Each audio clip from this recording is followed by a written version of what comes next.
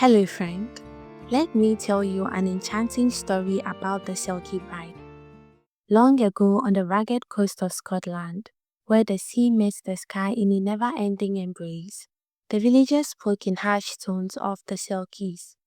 These magical beings lived as seals in the ocean, but could shed their skins to walk as humans on land.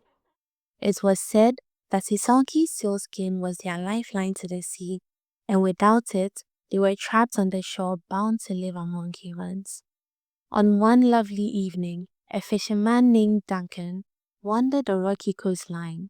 He was a kind-hearted man, but his life was solitary.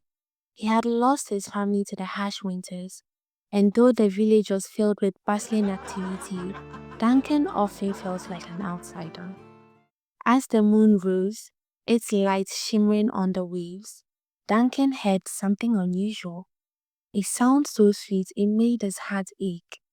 Following the melody, he crept toward a hidden cove.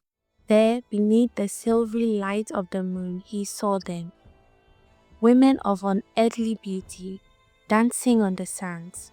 Their laughter blended with the music of the waves, their movements as fluid as the tides. At the edge of the cove lay their sealskins, gleaming like liquid silver in the moonlight. Duncan's eyes fell on one Selkie, more radiant than the others. Her long hair flowed like golden seaweed, and her eyes sparkled like the ocean's depths. He watched, spellbound, as she laughed and twirled with abandon, her joy untainted by the sorrows of the human world. A thought took root in Duncan's mind. If he could only keep her here, she would bring light to his lonely life. Before he could question himself, he crept closer and snatched her sealskin, hiding it beneath his cloak. As dawn broke, the Selkies ran to their skins, eager to return to the sea. One by one, they donned their seal forms and slipped into the waves. But when the golden-haired Selkie reached for her skin, it was gone.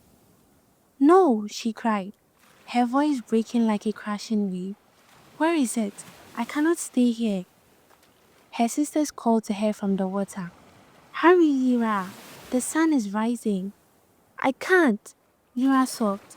"My skin is gone."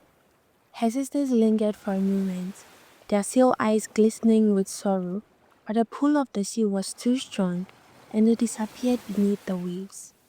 Duncan stepped forward then, his heart heavy with guilt and longing. I have your skin," he said softly. "Please don't be afraid. I couldn't bear to let you go." "You took it?" she whispered, her voice trembling with disbelief. "Why would you do such a thing?" "I'm lonely," Duncan admitted. "I have no one in this world, and when I saw you, I felt as though the sea had brought you to me." Lyra's eyes filled with tears. "The sea is my home. Without my skin, I am nothing but a shadow of myself." "Stay here with me," he pleaded. "I will care for you, love you, give you a good life. I swear I will treasure you always." Lyra looked out at the waves, longing etched into every line of her face, but without her skin, she had no choice. Reluctantly, she followed Duncan to his cottage on the cliffs. Years passed and Lyra became Duncan's wife. She bore him two children, a boy and a girl, both with her haunting blue eyes and a love for the sea. Duncan was a devoted husband, and in time, Lyra grew fond of him. She cared deeply for her children, their laughter and love filling her days. Yet, her heart remained tied to the sea, and the ache of its access never left her. Often, she would stand at the cliff's edge, gazing at the waves with a faraway look in her eyes. Her children would run to her side, tugging at her skirt.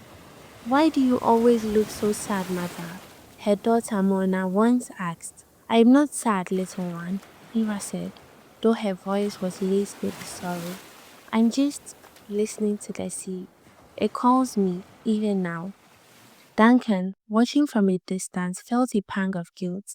He had hidden the sealskin beneath the floorboards of their home, wrapped tightly in a cloth. He told himself he had done it for love, but deep down, he knew it was selfishness that bound Lyra to him. One fateful day, while Duncan was away fishing, Lyra's son, Iwan, came running into the cottage with something clutched in his small hands. "Look what I found, mother," he cried, holding up a shimmering bundle. Lyra froze. Her breath caught in her throat as she recognized the sealskin. Trembling, she knelt before her son. "Where did you find this?" "Under the floorboards," Iwan said, puzzled. "What is it, mother?" Tears streamed down Lyra's face as she held the skin to her chest. "It's part of me, something I lost a long time ago." Her children stared at her confused. "You're not leaving us, are you?" Mona asked, her voice quivering. Lyra embraced them tightly, her tears soaking their hair. "I love you both more than anything in this world. But the sea is my soul, my home. Without it, I am not whole." She led her children to the cliffs, her heart breaking with every step. "If you ever need me," she told them, "come to the shore and call for me. Sing to the waves and I will hear you." With one final kiss for each of them, Lyra donned her sealskin. The transformation was instant. Her human form melted away, and in its place stood a sleek, beautiful seal.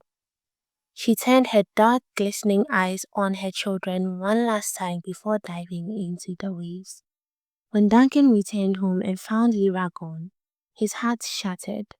He searched the shoreline for days, calling her name, but she did not return.